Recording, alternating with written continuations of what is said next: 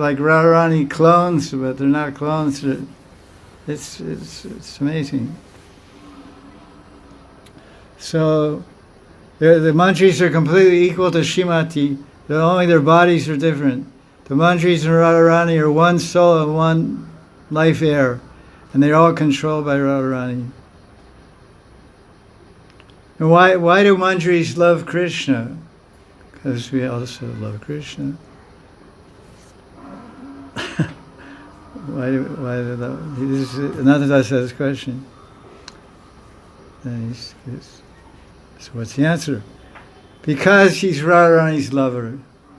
We don't love Krishna for any other reason. Oh, you're a lover of Radharani? Okay.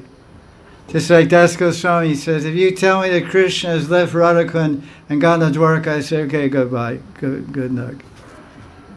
No need, no problem. But if you tell me that Radharani has left Radhakund and gone to Dwarka, I will fly to Dwarka faster than the speed of Garuda. And Garuda flies as fast as the mind, so that's pretty fast. That's very fast. So that gives the example of how intense the mantris are attached to Radharani. Remember,